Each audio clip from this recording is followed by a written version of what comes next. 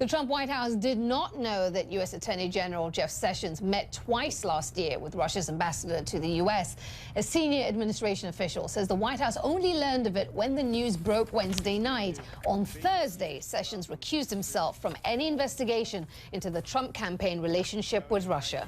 Sessions, though, not the only Trump advisor who met with the ambassador. A senior official says the president's son-in-law, Jared Kushner, also a White House advisor, and former national security advisor Michael Flynn also had a brief meeting with him at Trump Tower in December. And then there's this. U.S. Vice President Mike Pence reportedly used a private email account to conduct official business as governor of Indiana. Joining us now, Seema Mehta, political writer with the Los Angeles Times and Variety senior editor Ted Johnson. And Trump supporter Gina Loudon is in San Diego. And Democratic strategist Matthew Littman is here in Los Angeles. Welcome to you all. OK, let's start with the newest controversy to hit the administration. It involves Vice President Mike Pence and the fact that he routinely used a private email account when he was the governor of Indiana. According to the Indy Star, which broke the story, there are concerns his email account may have been hacked. Listen to this. The Vice President's office sent us a statement saying that Pence didn't break any laws and that he's complied with all Indiana laws regarding these records. And, you know, they've also said that any comparison to Clinton is absurd. Gina, to you, what's your response given how Pence was relentless over Hillary Clinton's private email server and, you know, she didn't break any laws either? Well, he should have been relentless. There was an FBI investigation. 30,000 emails disappeared from what was an illegal server, a secret server. There's no comparison. Comparing what Hillary did to what Vice President Pence did is like comparing Watergate to a white picket fence or something. I mean, Hillary had an illegal server, and she was dealing with classified information.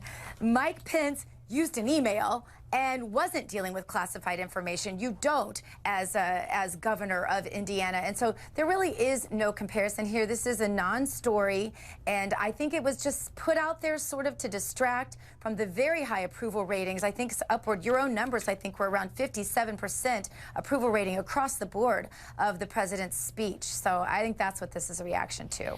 Well, Matt, here's how Brian Fallon, the former Clinton campaign spokesman, summed all of this up. Take a listen.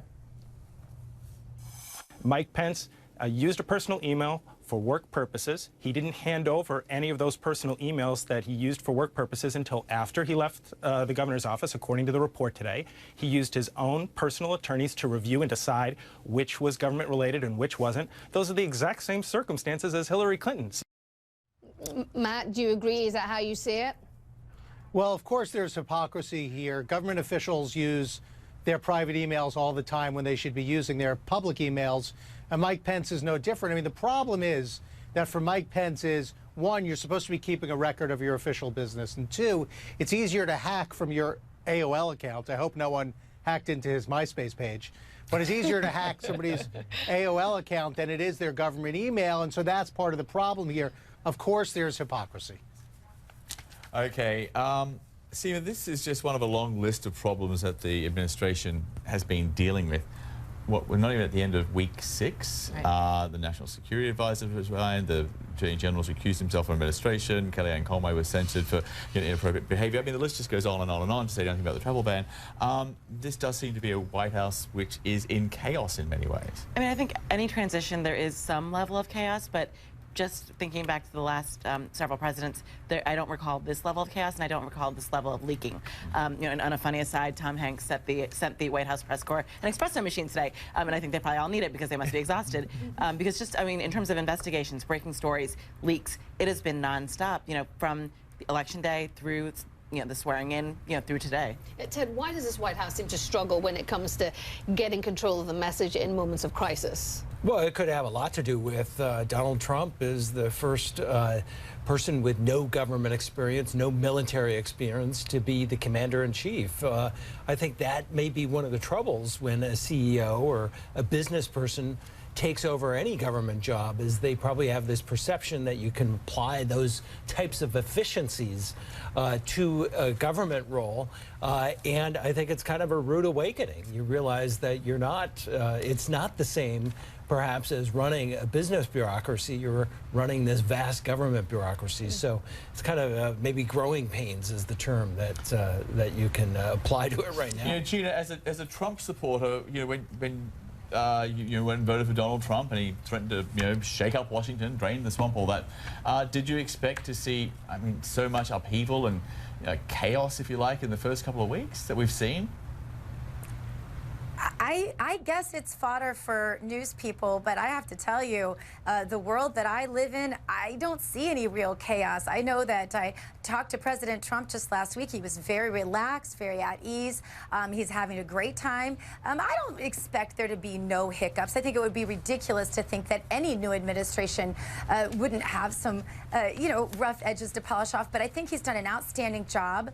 His approval the other night in his speech was outstanding across the board between Republicans and Democrats. And this is all the while there's this little hornet's nest across town where the president has set up camp in a $5 million castle that has 8,000 square feet with Valerie Jarrett just to sit and fire division at the White House. So to think how well he's survived the constant influx of misinformation, disinformation throughout the beginning of his presidency, I would call it a resounding triumph, and I think most of America sees it that way. Matt, what's your response to what Gina had to say there? This reframing of all of this as simply being something sown by the Democrats just to be partisan and troublesome. Well, I'm not actually going to respond to that because it's ridiculous. But let's remind everybody that Trump's approval ratings are the lowest of any new president of all time. Number one. Number two, the bigger problem that Trump is having is he's not filling the jobs in his administration. So his cabinet secretaries are trying to hire people, and the Trump political appointees keep saying no. Part of the reason you're seeing this incompetence so far is because there are no people in these jobs. People aren't filling the jobs, and that's a big problem. There are about 600 appointments that they need to get through Congress that they haven't nominated anybody for.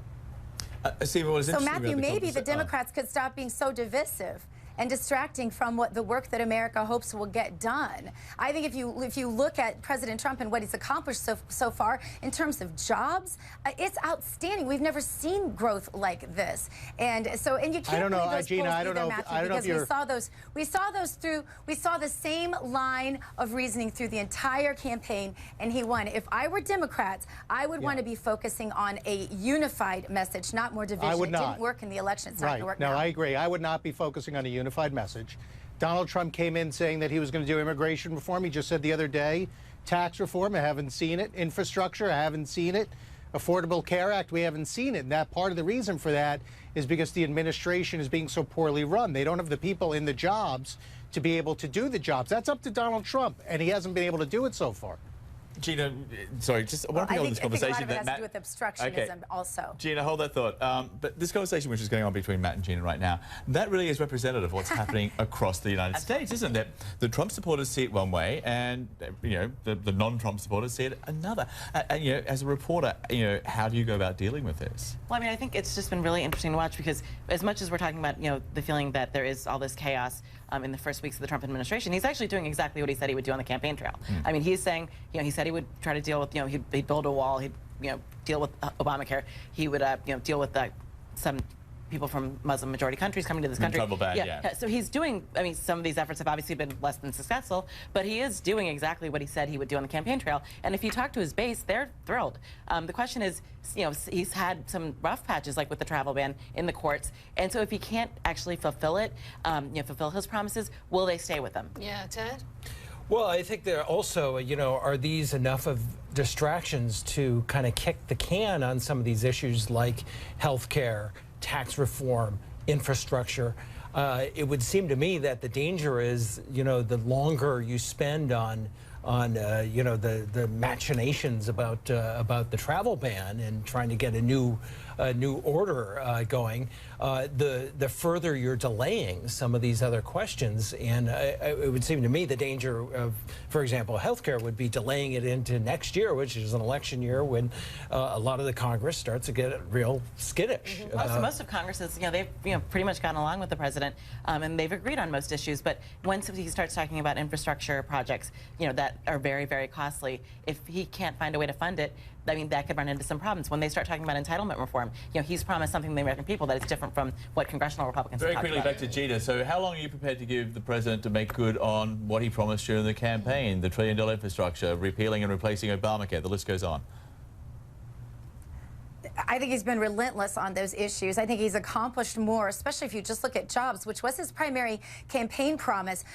He's made leaps and bounds above any president ever. The money that he has brought back to the American economy is going to pay off in mass as we go forward. And I think that will pay for a lot of the things that people are concerned about in terms of spending. I'm a conservative. I don't generally love spending either, but I have never seen a president come in, sit down, and work as hard as it seems like this president is working, and, as your other guest said, stick to the promises that he made in his election and not back away or shy away for one moment on those. Matt, you're looking perplexed. Last word to you. Well, when we say relentless, let's remember he hasn't put forth any plans on any of the big issues that we've talked about that he needs to get That's Congress not true. to get Congress with him for. So we're talking about infrastructure, no plan. Tax reform, no plan. Affordable Care Act, Congress keeps saying that they're waiting for the president to lead. He won't do it. And part of the reason he's not doing it is because he's dealing with all these self-created mini scandals. Okay, and with that, we shall leave it. You Matt need to go to the Littman website, and Matthew. Gina, Gina Loudon in San Diego, Trump supporter. Thank you to you both. And Seema and Ted, thanks for coming Thank you in. so Thank much. you.